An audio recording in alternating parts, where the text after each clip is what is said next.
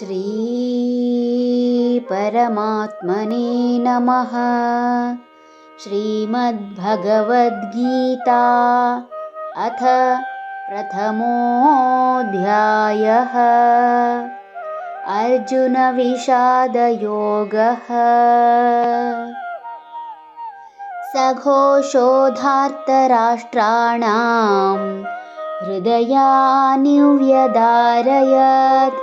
नभश्च पृथिवीं चैव तुमुलो ವ್ಯನುನಾದಯನ್.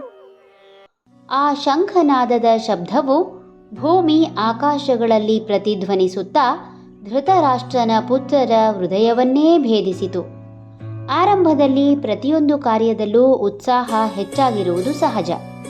ತಮ್ಮೆಲ್ಲ ಶಕ್ತಿಯನ್ನು ಉಪಯೋಗಿಸಿ ಛಲದಿಂದ ಹೋರಾಟ ಮಾಡುವ ಉದ್ದೇಶದಿಂದ, ಸಂಘಟನಾ ದೃಷ್ಟಿಯಿಂದ ಎಲ್ಲರ ಮನಸ್ಸನ್ನು ಹುರಿದುಂಬಿಸಿ ಒಂದಾಗಿಸಲು ದೇವರ ನಾಮವನ್ನೋ, ದೇಶದ ಹೆಸರನ್ನೋ, ನಾಯಕನ ಹೆಸರನ್ನೋ ಇಲ್ಲವೇ ಶಂಖ ಹಾಗೂ ವಾದ್ಯಗಳ ಮೂಲಕ ಶಬ್ದವನ್ನೂ ಮಾಡುತ್ತಾ ಅಲ್ಲಿ ಸೇರಿದವರೆಲ್ಲರೂ ತಮ್ಮನ್ನೇ ತಾವು ಮರೆತು ಮಾಡುವ ಕೆಲಸದಲ್ಲಿ ತೊಡಗಿಸಿಕೊಳ್ಳಲು ಅವರ ಚಿತ್ತ ಕದಿಯುವ ಕಾರ್ಯ ಇಂದೂ ಇದೆ. ಪಾಂಡವರ ಸೇನೆಯ ಶಂಖನಾದವು ಪುಂಖಾನುಪುಂಖವಾಗಿ ಸುತ್ತೆಲ್ಲ ಹರಡಿ ಅವರ ಯುದ್ಧೋತ್ಸಾಹವನ್ನು ಇಮ್ಮಡಿಗೊಳಿಸಿದರೆ, ಧೃತರಾಷ್ಟ್ರನ ಮಕ್ಕಳಿಗೆ ಹೃದಯವನ್ನೇ ಭೇದಿಸಿದ ಅನುಭವವಾಗಿದೆ. ತಮ್ಮನ್ನು ಇಲ್ಲಿಗೆ ಕರೆತಂದ ನಾಯಕನನ್ನು ಬಿಟ್ಟರೆ ಬಹುಶಃ ಇನ್ನುಳಿದವರಿಗೆ ತಾವು ಯಾತಕ್ಕಾಗಿ ಹಾಗೂ ಯಾರ ಪರವಾಗಿ ಹೋರಾಡುತ್ತಿದ್ದೇವೆ ಎನ್ನುವುದರ ಅರಿವು ಇದೆಯೋ ಇಲ್ಲವೋ ತಿಳಿಯದು. ಇಂದಿನ ಆಧುನಿಕ ಯುಗದಲ್ಲಿ ಮಾಧ್ಯಮಗಳು ಪ್ರತಿಯೊಂದು ವಿಚಾರಗಳನ್ನು ಪ್ರಸಾರ ಮಾಡಿದರೂ ಕೂಡ ಸಾಕಷ್ಟು ಜನರಿಗೆ ಇದಾವುದೂ ತಲುಪುವುದೇ ಇಲ್ಲ.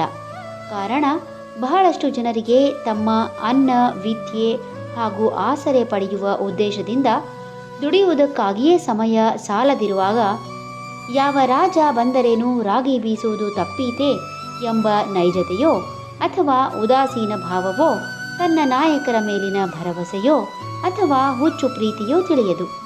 ಅವರಿಗೆ ಭರವಸೆ ಇದೆ, ಹಾಗಾಗಿ ಯಾವುದಕ್ಕೂ ತಲೆ ಹಾಕಲು ಇಷ್ಟಪಡುವುದಿಲ್ಲ. ಅಂದಿನ ಕಾಲದಲ್ಲಿ ಮಾಧ್ಯಮಗಳೇ ಇಲ್ಲದೆ ಎಲ್ಲ ವಿಷಯಗಳನ್ನು ದೂತನ ಮೂಲಕವೇ ತಿಳಿದುಕೊಂಡು ವ್ಯವಹರಿಸಬೇಕಾಗಿರುವಾಗ ತಾವು ಯಾರ ಪರ ಯಾತಕ್ಕಾಗಿ ಯುದ್ಧ ಮಾಡುತ್ತಿದ್ದೇವೆ ಎಂಬುದರ ಅರಿವು ಎಲ್ಲರಿಗೂ ಇದ್ದಿರಲು ಅಸಾಧ್ಯ. ಯುದ್ಧ ಮಾಡಲೊಂದು ನೆಪ ಬೇಕು ಅಷ್ಟೇ. ಜಗತ್ತಿನಲ್ಲಿ ಮಹಾಭಾರತ ಯುದ್ಧದ ನಂತರವೂ ಕೂಡ ಸಾಕಷ್ಟು ಯುದ್ಧಗಳು ನಡೆದಿವೆ. ಆಗ ಕೂಡ ಯುದ್ಧವನ್ನು ನಿಲ್ಲಿಸುವ ಬದಲು ಯುದ್ಧವನ್ನು ಬೆಂಬಲಿಸಿದವರೇ ಹೆಚ್ಚು. ದ್ವೇಷವನ್ನೇ ಪ್ರೀತಿಸುತ್ತಾ ದ್ವೇಷವನ್ನೇ ಹರಡುತ್ತಾ ಇರುವ ಅವರವರ ಹಿಂಸಾತ್ಮಕ ಮನಸ್ಥಿತಿಯ ಅನಾವರಣವನ್ನು ನೋಡಿದ್ದಾಗಿದೆ. ಹರಿ ಓಂ.